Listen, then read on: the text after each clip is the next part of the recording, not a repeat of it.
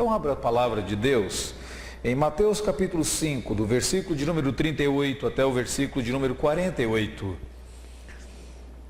Diz assim o texto bíblico: Ouvistes o que foi dito, olho por olho, dente por dente. Eu, porém, vos digo, não resistais ao perverso, mas a qualquer que te ferir na face direita, volta-lhe também a outra. E ao que quer demandar contigo e tirar-te a túnica, deixa-lhe também a capa.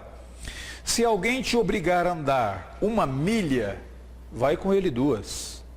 Dá a quem te pede, e não voltes as costas ao que deseja que lhe emprestes. Ouvistes o que foi dito, amarás o teu próximo e odiarás o teu inimigo. Eu, porém, vos digo, amai os vossos inimigos e orai pelos que vos perseguem, para que vos torneis filhos do vosso Pai Celeste, porquanto Ele faz nascer o seu sol sobre maus e bons, e vir chuvas sobre justos e injustos. Porque se amardes os que vos amam, que recompensa tendes? Não fazem os publicanos também o mesmo? E se saudardes somente os vossos irmãos, que fazeis demais? Não fazem os gentios também o mesmo? Portanto, sede vós perfeitos, como perfeito é o vosso Pai Celeste. Em outubro de 1958, em uma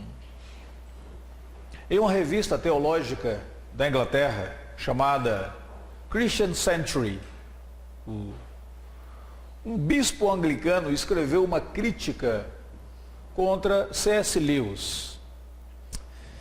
Pasmem, existiram. E naquela crítica que ele escreveu sobre C.S. Lewis, ele disse que C.S. Lewis não dava a devida importância ao Sermão do Monte. Rapidamente, C.S. Lewis respondeu à crítica, e ele respondeu nas seguintes palavras. Ele diz: a respeito do bispo William Pittinger, dizendo que eu não dou importância ao Sermão do Monte, se importar significa se alegrar ao ler o Sermão do Monte, ou ler com deleite, eu creio então que ninguém se importa. Afinal, quem gosta de ser atingido na face por uma marretada? Eu certamente não consigo pensar que alguém consegue ler esses versículos do Sermão do Monte com contentamento. Nós estamos estudando o Sermão do Monte ao longo desses domingos, e quando você lê, realmente você percebe, cada parte do Sermão do Monte é como se Jesus estivesse dando uma marretada em você. Quando ele fala sobre as 8 bem-aventuranças, quem de nós gosta de que Jesus diga: bem-aventurados os mansos, porque eles herdarão a terra? Nós crescemos em uma sociedade que diz que o mundo é dos espertos, não dos mansos. Quem de nós gosta do versículo que diz: bem-aventurados os pacificadores, bem-aventurados os limpos de coração? Nós vivemos numa sociedade de impurezas, de imoralidade. Cada uma dessas 8 bem-aventuranças é uma verdadeira marretada que o leitor toma. Ou o que dizer sobre aquelas metáforas que Jesus utilizou? Vós sois o sal da terra, a luz do mundo. Quem de nós de fato consegue influenciar corretamente as pessoas, sendo um sal ou sendo luz, sem erros? São exortações para nós. Ou o que dizer quando Jesus disse que se a nossa justiça não exceder a dos fariseus e a dos escribas, jamais entraremos no reino dos céus? Que dificuldade de compreender isso.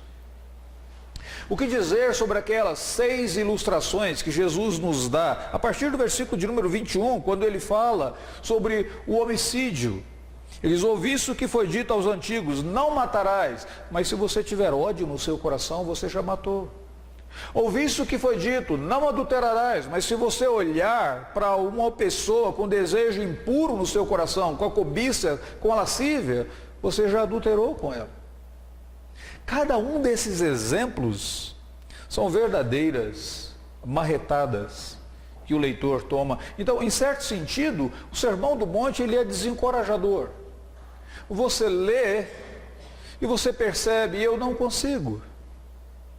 Você lê e você percebe, isso dói, isso me dá uma dor muito grande. Mas eu quero nessa manhã lembrar você que a dor, ela é benéfica. Enquanto você está sentindo dor, significa que você está vivo.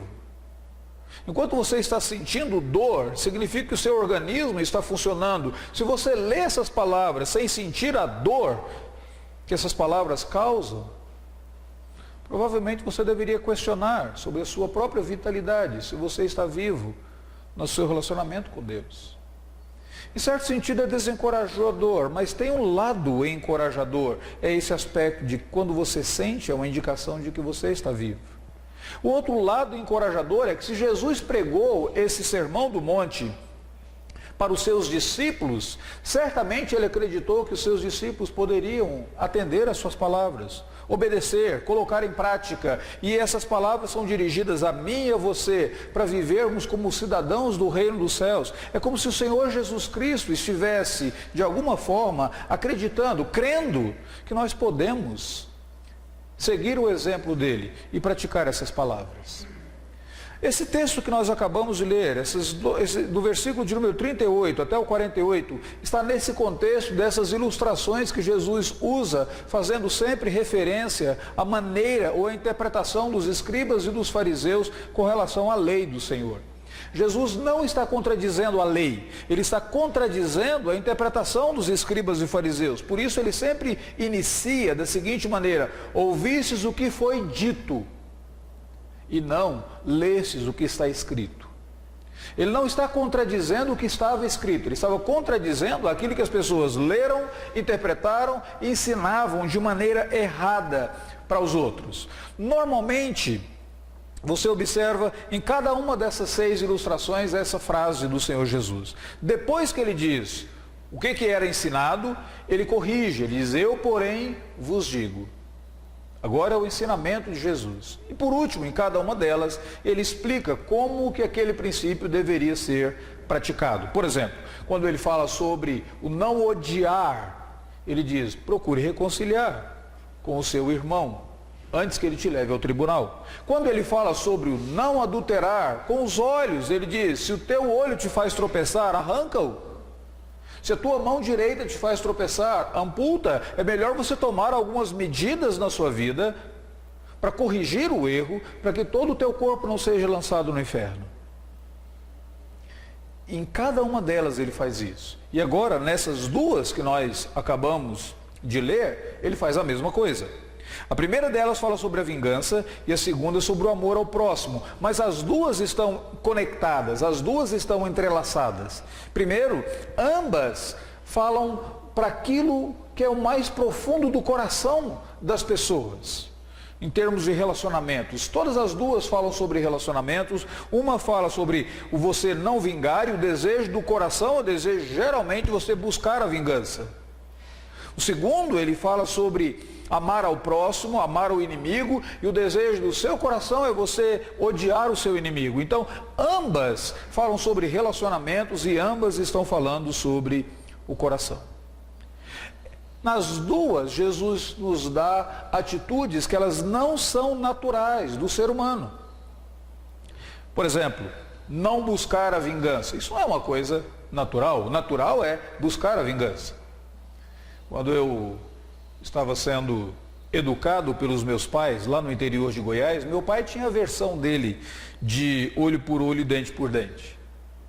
Ele dizia assim para mim: eu não quero que você brigue, mas se você brigar lá na rua, você não apanhe. Porque se você apanhar lá, você tomará outra surra aqui em casa. Isso era uma versão do meu pai, de olho por olho, dente por dente. Era mais ou menos o seguinte: o problema é que meu pai não sabia que muitas das brigas que eu me envolvia, as pessoas tinham muito mais olhos do que eu tinha, e elas tinham muito mais dentes do que eu tinha, porque era mais de um. Então era complicado obedecer aquela versão do meu pai de olho por olho, dente por dente. Naturalmente nós somos inclinados à vingança. Jesus diz: eu, porém, vos digo, não resistais ao homem mau. Não se vingue. Não tome a vingança nas suas próprias mãos. Isso é antinatural. Outra coisa, Jesus diz: amarás o teu próximo. Isso é fácil. Mas amai os vossos inimigos, orai pelos que vos perseguem. Isso não é fácil. Então, o que Jesus está exigindo aqui são questões antinaturais. Deixa eu lembrar vocês o seguinte: retribuir o bem com o mal é diabólico. Satanás faz isso. O Senhor Deus concedeu a ele o bem, o benefício. Deus demonstrou a ele bondade e ele retribuiu a bondade de Deus com mal. Isso é diabólico. Retribuir o bem com o bem ou o mal com o mal, isso é humano. Nós fazemos isso. Retribuir o mal com o bem é divino. Somente aqueles que são filhos do Pai Celeste é que podem fazer isso. Então essas duas ilustrações aqui, elas são conectadas. Ambas falam sobre relacionamento. O que Jesus está ensinando aqui, nesses dois textos, sobre o relacionamento do cristão, o relacionamento daquele que é o cidadão do reino dos céus? Observe em primeiro lugar, do versículo de número 38 até o versículo de número 42. Jesus aqui mostra que os escribas e os fariseus, eles usavam a lei como justificativa para a vingança pessoal. A lei dizia olho por olho, dente por dente. Então os fariseus liam isso e diziam: ótimo, é assim que nós devemos praticar. O problema é que os fariseus estavam ensinando que as pessoas não poderiam engolir desaforos, ficar no prejuízo, elas não poderiam sofrer o dano, e para isso eles citavam a lei. Só que os textos que eles citavam da lei eram textos fora do contexto. Deixa eu mostrar para vocês em 3 textos bíblicos onde aparece essa expressão olho por olho, dente por dente. A primeira vez está lá no livro de Êxodo, capítulo 21, que diz assim: se 2 homens brigarem e ferirem uma mulher grávida e forem causa de aborto, então os juízes condenarão a esses homens. Olho por olho, dente por dente. Interessante. Só aquele texto de Êxodo já seria um princípio bíblico para dizer: você não aborta uma criança.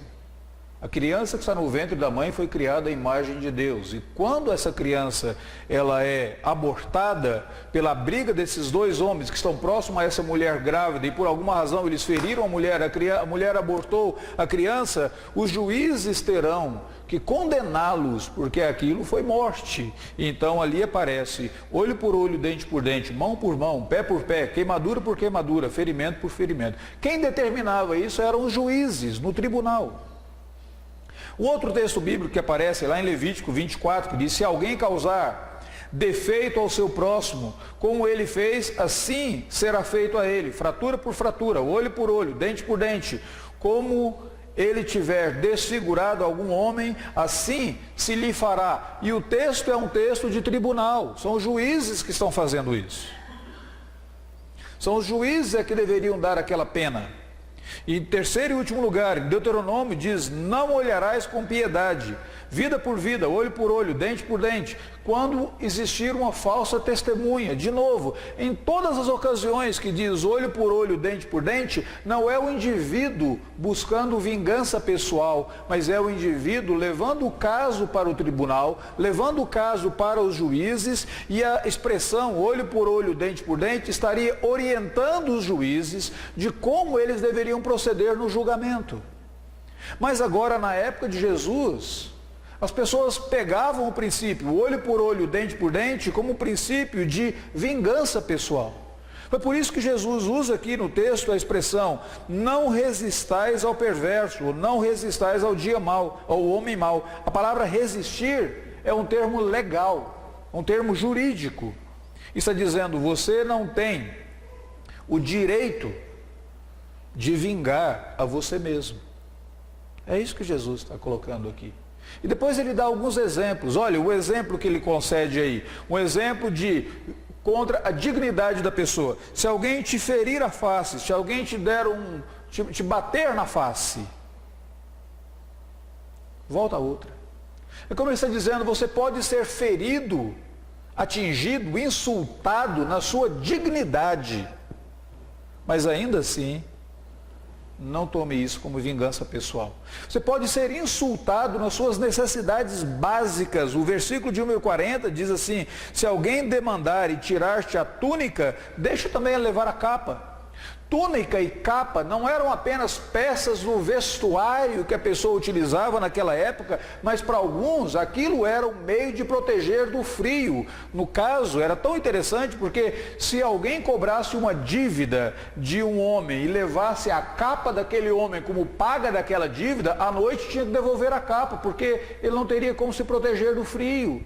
Então ele precisaria receber a capa à noite, no outro dia poderia pegar de novo, volta à noite, entrega para ele, volta, e era sempre assim. Aquilo era necessidade básica. Jesus está dizendo aqui nesse texto: se alguém insultar você nas suas necessidades básicas, não revide, não resistais. Terceiro lugar, se alguém insultar você de uma maneira de humilhação pública, quando ele diz no verso de número 41, se alguém te obrigar a andar 1 milha, vai com ele 2. Engraçado, na Bíblia Sagrada tem um homem que ele foi obrigado a andar 1 milha a mais, chamado Simão Cirineu. Ele estava voltando do trabalho, os soldados romanos estavam levando Jesus para ser crucificado. Simão Cirineu passou por ali, Jesus não conseguia carregar o peso daquela cruz, os soldados obrigaram Simão Cirineu a carregar a cruz de Jesus e ele levou. Obrigaram a andar 1 milha, vai com ele 2. O que Jesus está ensinando aqui para mim e para você? Em primeiro lugar, não faça dos seus direitos pessoais a base, o fundamento dos seus relacionamentos. Seria direito dessas pessoas revidarem, seria direito desse indivíduo que tomou um tapa no rosto, dar um outro tapa. Seria direito desse indivíduo que a túnica dele foi levada, ele tomar a túnica de volta.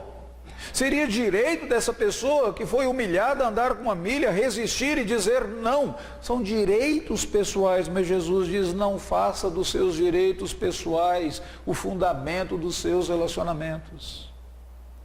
Aqui uma coisa muito interessante, porque se nos seus relacionamentos você estiver sempre reivindicando os seus direitos, aquilo não será um relacionamento mais, será um contrato. Um contrato de trabalho. O que isso tem a ver conosco, com a minha vida e com a sua vida? Marido, o seu relacionamento com a sua esposa não está fundamentado nos seus direitos, mas na graça, na bondade. Esposa, no seu relacionamento com o seu marido, ele não está fundamentado no direito que você tem, mas na graça e na bondade. Pais, seu relacionamento com seu filho não está fundamentado no direito que você tem. Filhos, amigos, irmãos, e assim por diante. Você pode estender o princípio. Qual que deveria ser a base, o fundamento do relacionamento? Está no versículo de número 42. Dá a quem te pede, não volte as costas ao que deseja que lhe empreste. O que Jesus está dizendo aqui? Que os seus relacionamentos sejam caracterizados pela bondade, pela graça, pela misericórdia, não pelos seus direitos. É meu direito não falar com você por um dia. Sim, mas eu não vou abrir mão do meu direito. Eu vou conversar contigo. É meu direito exigir que você faça isso, aquilo outro. Mas você abre mão dos seus direitos para caracterizar o seu relacionamento de bondade, permear isso de bondade. Deixa eu dar uma ilustração bíblica para vocês. Mais tarde vocês poderão ler a história de José. José foi aquele indivíduo que foi vendido pelos irmãos dele, quando na verdade os irmãos antes queriam matá-lo. Ele foi vendido. Se você pensa que você tem problemas familiares, leia a história de José, você vai perceber que os problemas familiares de José eram maiores do que os seus. José foi vendido pelos irmãos. Mais tarde, depois dele ter sido vendido, depois dele ter ido para a prisão, depois dele ter se tornado vice-governador do Egito, os irmãos dele aparecem ali. Só que os irmãos não o reconheceram, porque ele estava ele tinha que fazer a barba, ele era um vice-governador do Egito. Os egípcios não gostavam de pelos no rosto, eles tinham que cortar toda a barba. O judeu tinha barba longa, então os irmãos de José estavam ali com as vestimentas, com aquela aparência toda de judeu. José estava com a aparência diferente agora, se aparentando aos egípcios. Eles não reconheceram, mas José os reconheceu. Eles não falavam a língua que José falava, mas José entendia o que eles falavam. Bom, depois de uma série de eventos, José resolveu trazer os irmãos dele para o Egito e resolveu proteger os irmãos dele. Enquanto o pai deles estava vivo, os irmãos pensavam que tudo bem. Só que o homem morreu, Jacó morreu. Aí os irmãos de José ficam com medo de que José vingasse. E eles chegam para José e dizem: olha, papai disse antes dele morrer, não faça mal a nós, por favor, seja bonzinho conosco. Naquele exato momento José chorou, porque os irmãos não podiam pensar aquilo dele. Ele rasgou as vestes e ele disse: acaso sou eu Deus? Quem tem o direito de tocar na vida de vocês é Deus, não sou eu. Aqui está um problema sério para mim e para você. Quando eu e você reivindicamos nossos direitos e queremos vingar, pessoalmente, nós estamos tomando o lugar que pertence a Deus. O lugar que pertence a Deus. Não faça dos seus relacionamentos, ou não faça dos seus direitos pessoais a base dos seus relacionamentos. Senão o seu relacionamento terá problemas.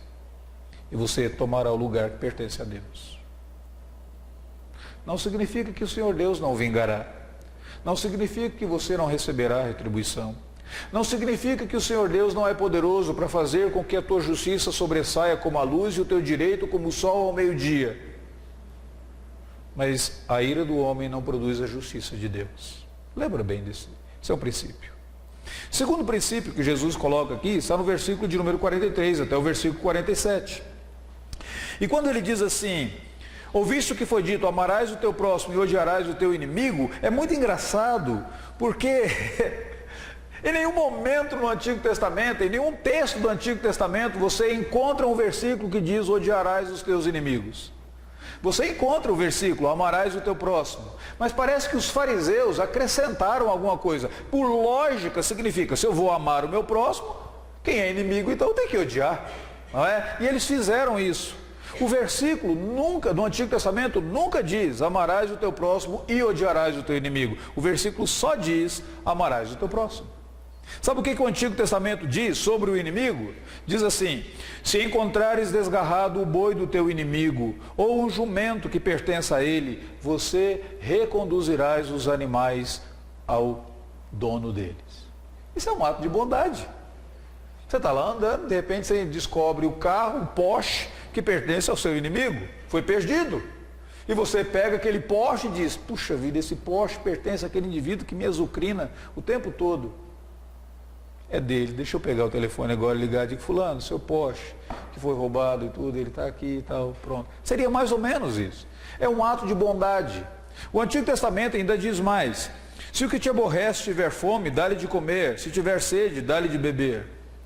Fazendo isso, amontoarás brasas vivas sobre a cabeça. Você está acostumado a esse versículo lá de Romanos 12, mas ele é de Provérbios, é do Antigo Testamento. Os fariseus torceram toda a lei, eles acrescentaram algo que não estava lá. Na verdade, os fariseus estavam ensinando uma espécie de amor limitado. Eu vou amar quem me ama, quem não me ama, eu vou aborrecer. Eu amo o meu próximo, os meus inimigos eu odeio. E o que Jesus ensina para eles? O que Jesus ensina para os seus discípulos? Ele ensina um amor ilimitado. Eu, porém, vos digo: amai os vossos inimigos e orai pelos que vos perseguem.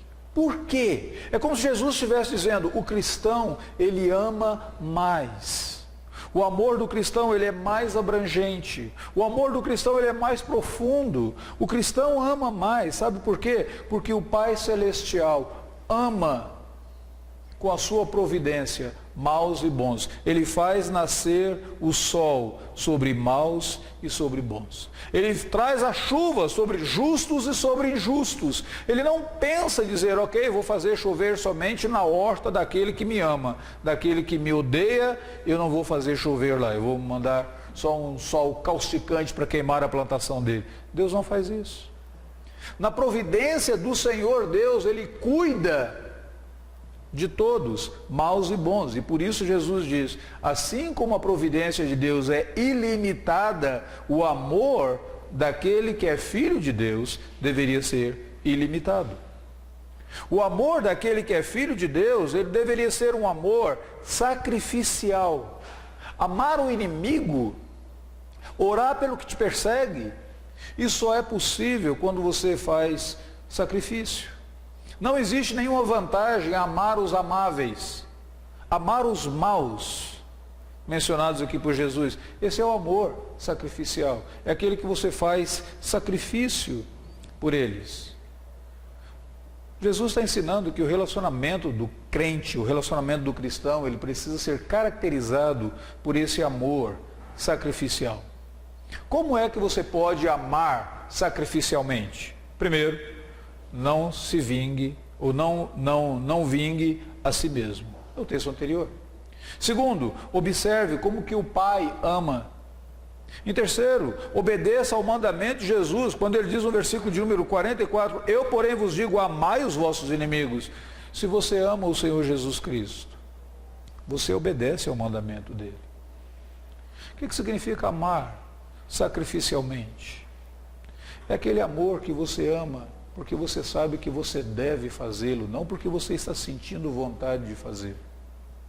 Aqui é um ponto muito interessante. Nós vivemos numa sociedade onde as pessoas sempre querem fazer o que elas estão sentindo. Cuidado com o que você está sentindo, porque a Bíblia Sagrada diz que o coração humano, ele é desesperadamente corrupto. E você pode sentir algumas coisas que não são coisas que glorificam a Deus. Você não vive pelo que você sente, mas você vive pela obediência, pelas normas. Nem sempre eu sinto vontade de acordar de manhã e ir para o trabalho. Na verdade, a maior parte das vezes eu sinto vontade de ficar na cama. Seria ótimo. Se eu vivesse pelos meus sentimentos, eu seria demitido na próxima semana. Nem sempre eu sinto vontade de pedir perdão. Nem sempre eu sinto vontade de andar uma milha a mais. Nem sempre eu sinto vontade de amar sacrificialmente. Isso dói. Isso dói. Mas a dor é uma indicação de que existe vida. A vida está ali. E você o faz. Por quê? Porque o Pai faz assim. Deus faz assim. E porque Jesus ordenou assim. São atitudes totalmente anticulturais ou contraculturais. Em último lugar, considere que o seu relacionamento com Deus, seu relacionamento como filho e filha de Deus, é a condição básica para você ser capacitado para amar outras pessoas como Jesus quer que você ame. É isso que está no versículo de número 28. Sede perfeitos como perfeito é o vosso Pai Celeste. Jesus aqui não está ensinando alguma coisa no estilo tal pai, tal filho. Não, não é isso.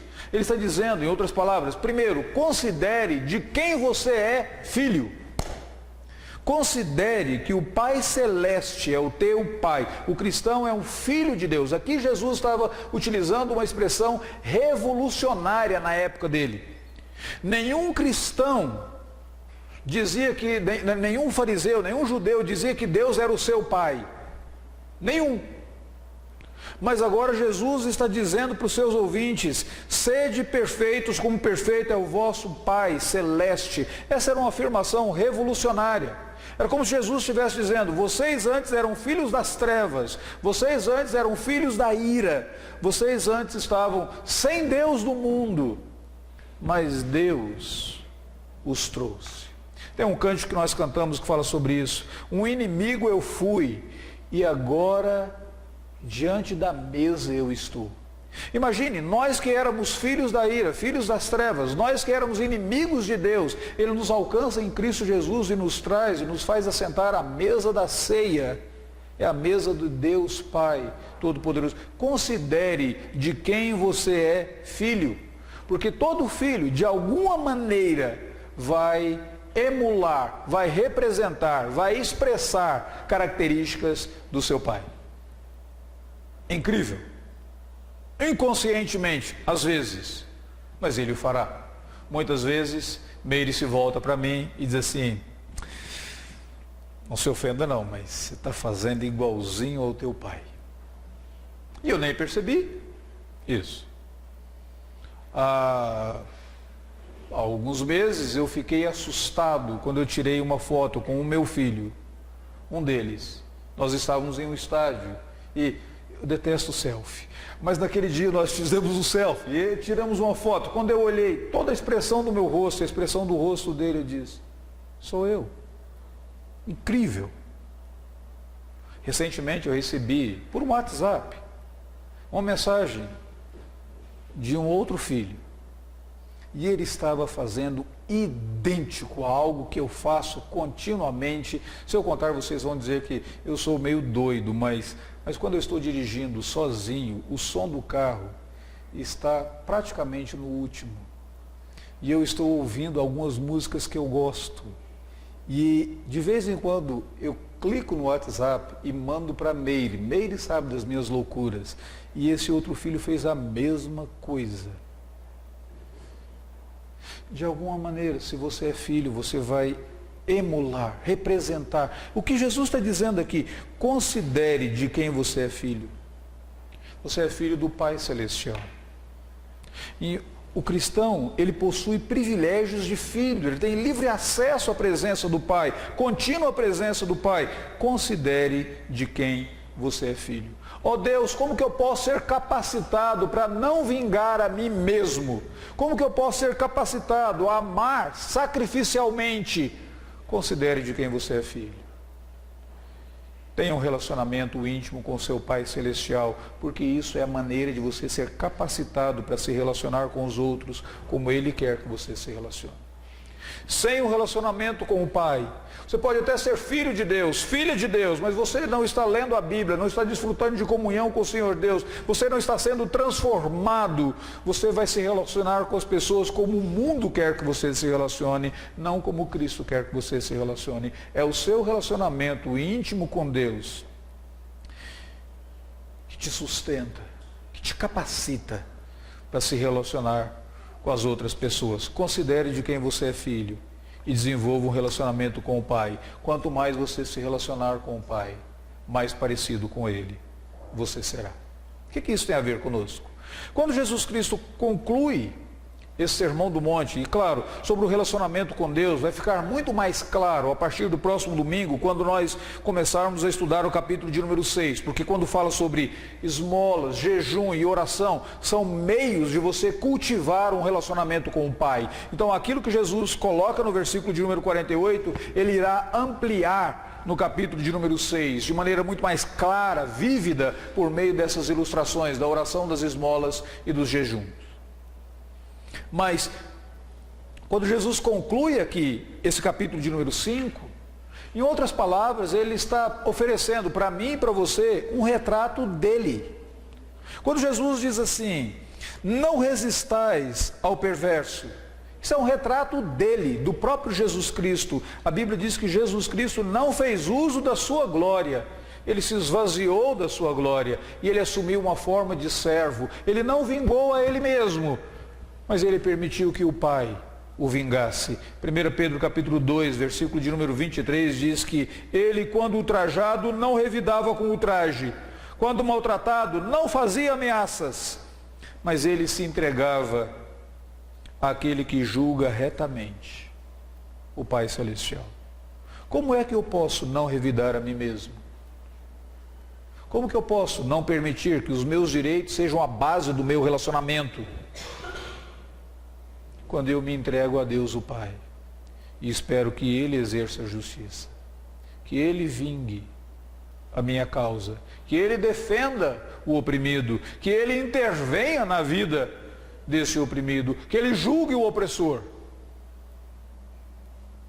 como Jesus Cristo fez. Segundo lugar, como que eu posso expressar um amor sacrificial, como Jesus Cristo fez?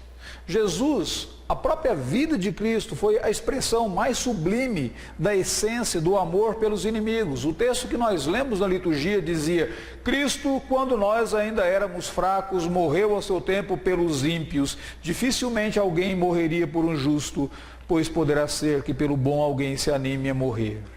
Éramos inimigos, mas ele se rendeu em nosso favor.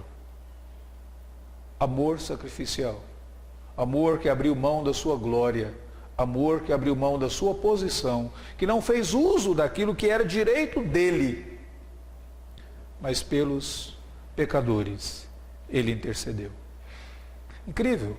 Já observou que o Senhor Jesus Cristo na cruz do Calvário, agonizando de dor, ele diz: Pai, perdoa-lhes, porque eles não sabem o que fazem.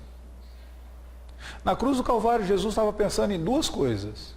Primeiro, nas Escrituras Sagradas. Tudo que ele fazia, ele dizia: está cumprido. Ou tetelestai. Porque diz a Escritura. Porque diz a Escritura. Tudo que ele fazia era porque dizia a Escritura. Em segundo lugar, ao invés de pensar na Escritura, além de pensar na Escritura, ele pensava nas pessoas. Ele olha da cruz e ele vê Maria. E ele diz para João, o discípulo amado: Filho, eis aí a tua mãe. Mãe, eis aí o teu filho. E ele é protegido por Maria. Ele está pensando no cuidado. Quem vai cuidar dela?